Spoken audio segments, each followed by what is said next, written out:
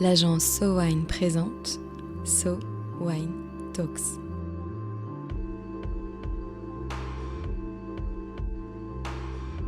La première série de podcasts analysant les tendances marketing et communication dans l'univers du vin et des spiritueux. Fondée à Londres en 1744, Sotheby's est la plus ancienne maison de vente aux enchères du monde. Spécialiste des œuvres d'art, la maison s'est depuis 2010 ouverte à la vente de vins fins. Mais peut-on considérer le vin comme un produit de luxe comme les autres ? Aujourd'hui, un entretien avec Amaya Saouli, Head of Europe pour Sotheby's Wines, avec Marie Mascret. Bonjour Amaïs, nous allons parler d'un sujet aujourd'hui qui vous est cher, les grands vins, aussi appelés fine wines en anglais, et plus précisément la notion de luxe dans le vin, un sujet qu'on pourrait résumer par la question: est-ce que les grands vins sont devenus des produits de luxe ? Alors d'abord, première question, Amaïs, quel luxe fait rêver aujourd'hui ? Bonjour Marie. Effectivement, donc les grands vins, les fine wines comme on les appelle, sont peut-être devenus des produits de luxe, ou en tout cas oscillent entre deux mondes que sont luxe et art. Et on va, je pense, en discuter tout au long de ce podcast. Le luxe, c'est une notion qui a beaucoup évolué avec le temps, avec l'histoire, avec les cultures qui les ont portées. C'est quelque chose de finalement très humain. C'est ce qui presque nous caractérise le plus, et je dirais, pour être un peu provocateur, que le luxe, c'est un peu nous tous, c'est-à-dire que toute la société en elle-même porte un regard, même si elle n'a pas accès pour des raisons matérielles, mais porte un regard sur le luxe, et donc c'est un peu l'enfant de ses désirs et de ses inquiétudes et de ses aspirations. Donc pour refaire un petit parallèle avec le vin et plutôt son histoire, le vin, dès son intégration dans l'histoire humaine, a été un peu lié à la religion. En tout cas, a été porté par la religion, par les grandes civilisations, et le luxe aussi, en fait.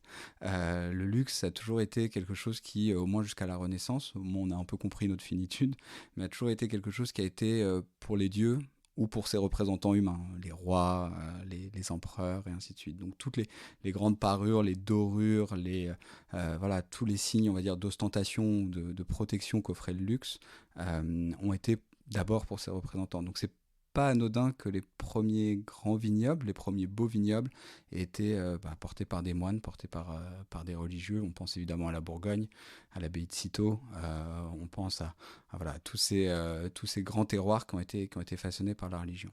Et quand on avance, on va pas faire un podcast d'histoire, mais on va quand même parler un peu de vin. Quand on avance dans l'histoire du luxe, plus près de nous, après les 30 Glorieuses et tout cet essor économique et tout, cette croissance ininterrompue, on a vu un luxe un peu de la possession. On a vu un luxe où il fallait avoir 10 maisons dans 3 continents, où il fallait avoir des centaines de voitures si on en avait les moyens. Et on est arrivé, je pense, à l'orée des années 2000, avec beaucoup de changements économiques et des changements de fortune, vers plutôt un luxe qui se tourne vers l'expérience, vers le fait de vivre des choses. Si je vous propose un 4x4 à 100 000 euros ou 10 voyages à 10 000, je pense que peut-être beaucoup d'entre nous, en tout cas qui nous écoutent, préféraient la deuxième option. Et c'est en ça, je pense, que les codes du luxe évoluent avec leur temps, évoluent avec leur géographie, et que toutes ces 3 grandes évolutions de la religion jusqu'à maintenant ont fait que le luxe est devenu quelque chose qui s'est rapproché, en fait, des valeurs du vin qui, elles, n'ont pas bougé. Mais le vin, finalement, c'est un produit agricole. Est-ce que ça ne serait pas antinomique avec la notion de luxe, a priori ? C'est a priori complètement antinomique, en effet. Je suis d'ailleurs pas du tout un adorateur d'associer le vin à un produit de luxe, parce que le vin a quelque chose de vivant.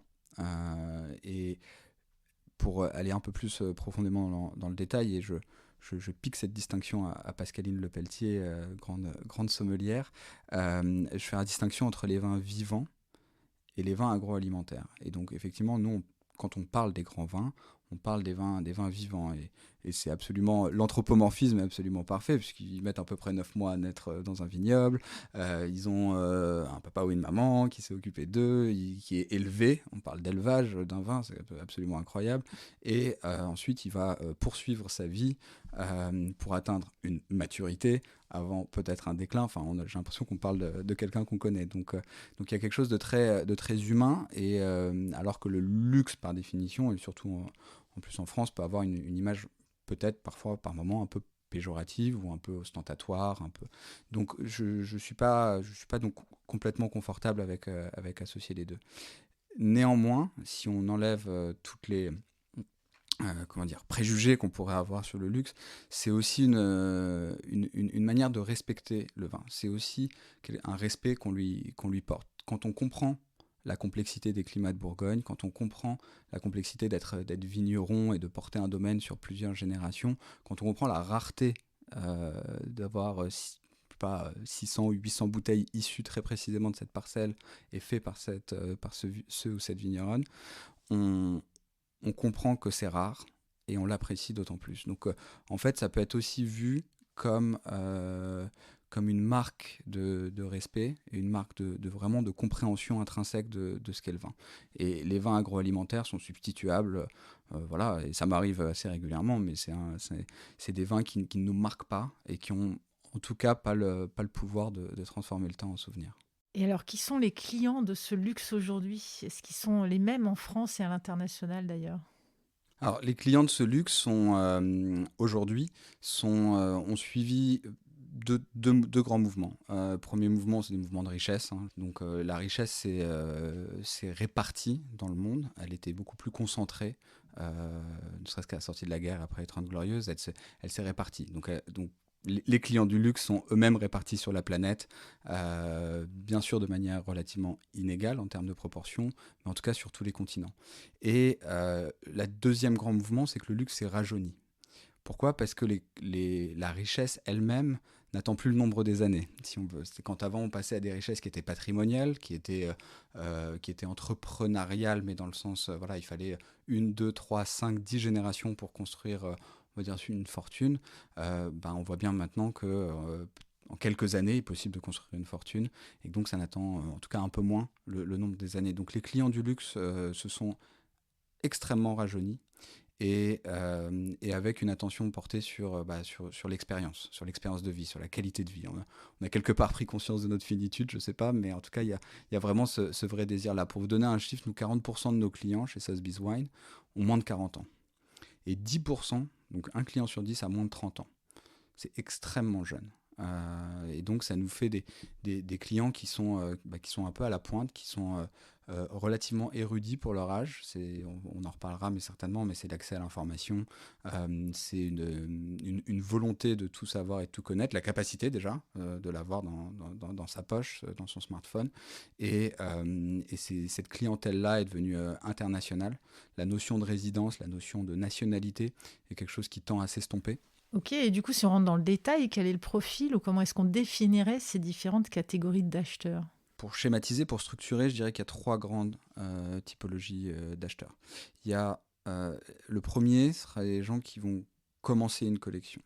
Ils vont avoir alors en fonction de leurs revenus, mais ils vont avoir des envies extrêmement précises, étonnamment, parce qu'ils viennent chez nous après avoir fait déjà on va dire une petite partie de collection auprès des marchands ou directement auprès du domaine, etc. Donc ils viennent chez nous pour, même si leur collection est embryonnaire, pour compléter avec une ou deux références qu'ils ne trouvent pas ailleurs. Et généralement, eux sont un peu des clients, des acheteurs qu'on aime beaucoup, parce que si la première expérience est bonne, on sait qu'on va les suivre et qu'on va les garder et qu'on va rentrer dans un rôle de conseil avec eux sur l'intégralité de leur collection, et ça pour plusieurs années, voire même plusieurs décennies. La deuxième typologie de clients, c'est des clients qui ont un âge un peu plus avancé et qui, eux, sont généralement acheteurs et vendeurs. Ils font tourner leur collection. Démographiquement, ils sont en milieu de vie, on va dire, et donc ils vont vendre une partie pour pouvoir en acheter une autre parce que ça correspond plus à leur goût, parce qu'ils ont fait une évolution dans leur palais. Donc ils vont être dans les deux sens. Et la troisième typologie de clients, c'est plutôt on va dire une typologie qui est un peu plus avancée en âge, et eux vont être beaucoup plus dans la vente et savoir à quel moment vendre. Et du coup, est-ce que dans ces différentes typologies d'acheteurs, il y a des différences géographiques? Alors, les différences géographiques tendent à s'estomper, puisqu'on Comme je disais, les clients sont un peu plus internationaux. Nous, notre plateforme est internationale, on peut techniquement acheter des vins un peu partout sur la planète. Mais néanmoins, il y a quand même il y a quand même un peu des grands marqueurs. Toute la partie asiatique va être très à la pointe dans leur demande et va porter un intérêt récemment tout particulier à la Bourgogne, au grand nom, au grand terroir de Bourgogne. Il va toujours y avoir cette attention particulière à l'état des bouteilles, aux étiquettes, aux conditions des bouteilles, puisque la plupart sont destinées à être partagées. Et donc, il y a comme ça un effet miroir entre la bouteille et son propriétaire qui s'opère. Donc, il faut que la bouteille soit dans des conditions parfaites. On va avoir aux États-Unis un éclectisme assez marqué. Entre Bordeaux, Bourgogne, Champagne, plus leur production locale qui est d'excellente facture et qui commence à tutoyer les sommets en termes de prix, de la Napa Valley notamment, en Californie, un peu l'Oregon.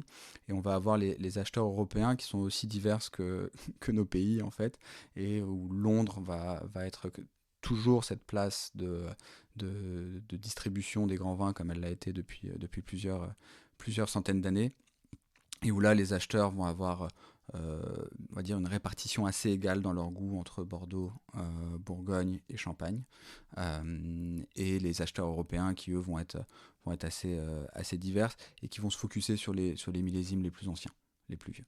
Et est-ce que d'une de ces catégories d'acheteurs à l'autre, le rapport au luxe diffère? Oui, je pense, enfin, en les côtoyant quotidiennement, effectivement, on peut voir que leur rapport au luxe diffère.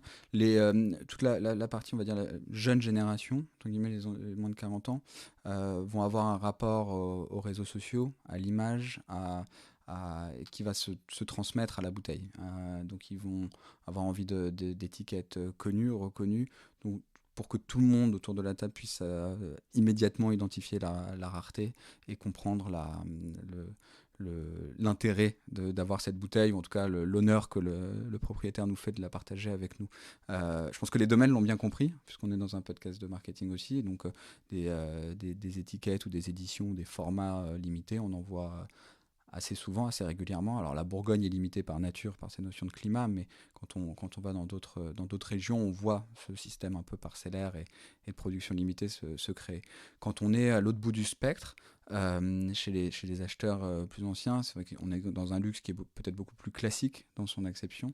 Donc on va être dans des réceptions, dans des châteaux, on va avoir un patrimoine qui est peut-être plus établi, plus stable, plus immobilier aussi et artistique. Et donc on va être dans une ostentation mesurée, on va être dans la décantation, on va être dans quelque chose qui est peut-être un tout petit peu plus subtil, mais en tout cas qui a moins besoin d'être montré.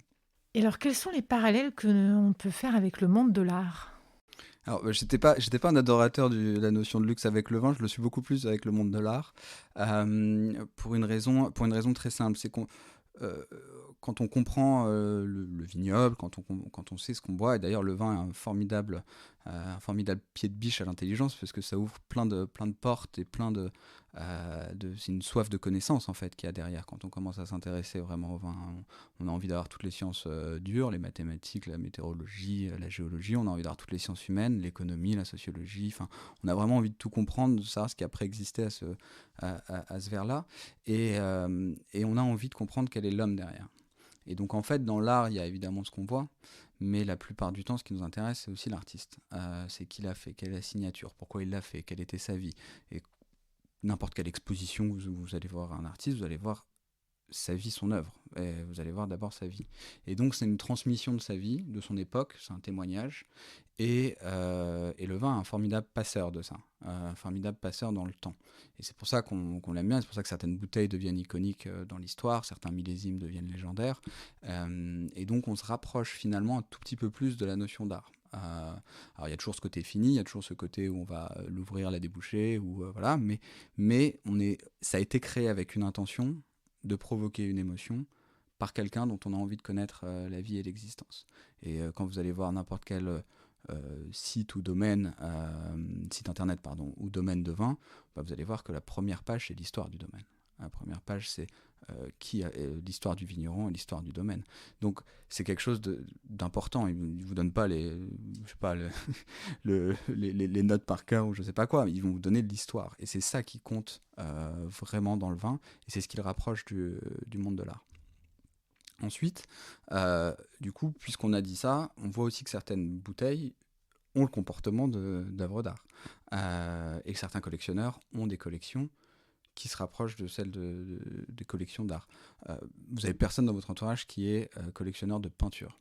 Ça n'existe pas. C'est collectionneur d'art contemporain, collectionneur d'une période, d'un style, éventuellement d'un artiste, voire adorateur. Collectionneur de Picasso ou de Chagall pour les plus chanceux, et d'autres artistes qu'on aime bien autour de nous. Donc, et dans le vin, on remarque ça. J'ai de moins en moins de collectionneurs de vin, mais j'ai de plus en plus de collectionneurs de Bourgogne, de Côte de Nuit, de Vosne Romanée, ou de Champagne, mais que de blanc, et ainsi de suite. Donc, qui vont quelque part un tout petit peu se désintéresser des autres régions pour pas hyper spécialiser dans une région et qui vont donc chercher à compléter des trous dans la raquette qu'ils auraient dans leur collection. Et donc, cette première aspect de spécialisation nous rapproche de l'art. Le deuxième, ça va être la notion d'artiste.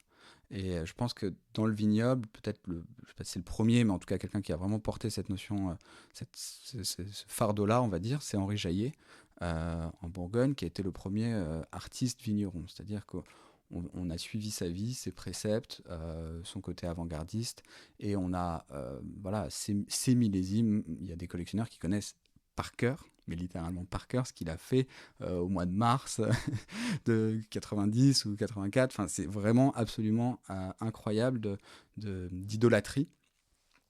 Tout comme ça ne nous choquerait pas qu'un directeur de musée connaisse exactement ce qu'a fait Picasso au printemps de je sais quelle année. Et donc on va avoir cette fascination-là pour la patte de quelqu'un, et on va beaucoup plus suivre maintenant un vigneron pour ce qu'il est et pour ce qu'il fait. Et ça rapproche vraiment du côté artiste. Et c'est d'ailleurs le plus souvent des pionniers, des avant-gardistes, qui est un terme pris à l'art, qui 20, 30, 40 ans après deviennent des icônes. Et peut-être le troisième mouvement, mais il va être assez explicite, c'est peut-être des mouvements sur les prix. C'est qu'en fait, certaines bouteilles, donc nous on a vendu la bouteille qui est encore à ce jour la bouteille de vin la plus chère du monde jamais vendue, une Romanée Conti 1945, pour 588 000 $. Près d'un demi-million d'euros pour une bouteille de vin, ça nous rapproche des prix de certains tableaux. Comme dans tous les univers, on observe de plus en plus une conscience du monde du luxe pour les notions de sustainability et une conscience de l'environnement. Est-ce que c'est quelque chose que vous observez aussi dans le monde des grands vins ? Alors, c'est quelque chose qu'on observe dans le monde des grands vins, alors de façon indirecte et avec retard, avec décalage. En tant que maison de vente, on vend généralement des millésimes qui ont plus de 10 ans, plus de 15 ans, 20 ans, qui ont eu un vieillissement. Mais néanmoins, on constate un fort accent mis là-dessus par les collectionneurs de fait, puisque les grands noms du vignoble maintenant, pour la plupart, ont été des pionniers sur toutes ces questions-là. Je parlais un peu plus tôt d'Henri Jaillet. On pourrait citer la Romanée Conti, on pourrait citer le domaine Leroy pour parler de la Bourgogne, qui ont tous, chacun dans leur style différent, été des pionniers dans la biodynamie, dans l'agriculture biologique, et qui 30, 40, 50 ans après, pour les millésimes des années 70, 80, 90, sont parmi les bouteilles les plus onéreuses et les plus recherchées. On a effectivement une prise de conscience sur les terroirs, sur les communautés, l'impact sur les communautés. Nous, on a la chance d'opérer les hospices de Beaune, et c'est un domaine qui tend vers l'agriculture biologique. Il sera complètement en 2024, mais où c'est une vente intégralement de charité au cœur de la Bourgogne. Donc, ces éléments de prise de soin de son environnement, qui soient écologique au sens écologique du terme, ou de son environnement humain, il est très fort, il est de plus en plus fort chez les collectionneurs. Si on va en Champagne, la parcellisation ou des vignes, ce qu'on appelle non greffées, qui se retrouvent à des cépages, pas des cépages, mais des vignes qui n'ont pas été, qui tout simplement n'ont pas été greffées, c'est des initiatives qui font ressortir parmi les plus belles bouteilles sur le marché. Donc non, c'est des questions questions qui sont extrêmement importantes et qui permettent en fait de revenir un peu à l'essence du vin aussi, qui est de goûter un millésime, de goûter un terroir, de goûter la personne qui l'a façonné. Et plus on enlève, si on peut en tout cas, mais plus on enlève d'intrants, plus on enlève j'allais dire d'artifices, mais qui parfois sont nécessaires bien sûr, mais plus on en retire, plus on se rapproche d'une forme de vérité. Et je crois que les collectionneurs, les grands amateurs de grands vins recherchent ça. Et donc, il y a absolument plus de choix maintenant pour les grands vins que d'embrasser complètement ces questions et de jouer la carte de la transparence absolue sur la manière de faire le vin. Et en tout cas, les amateurs le recherchent, et surtout pour les plus grands vins.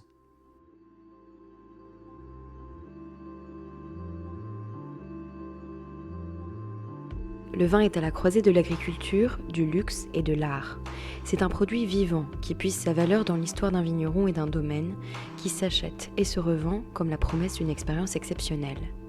Car c'est bien cela qu'une maison aussi prestigieuse que Sotheby's promet lors de l'achat aux enchères d'un grand vin. Plus qu'un objet luxueux ou qu'une œuvre d'art, le vin est une expérience de vie.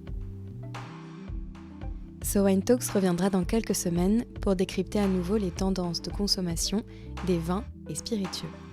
En attendant, si vous avez aimé cet épisode, n'hésitez pas à le partager sur vos réseaux et à lui donner des étoiles sur vos applications de podcast préférées. À très vite.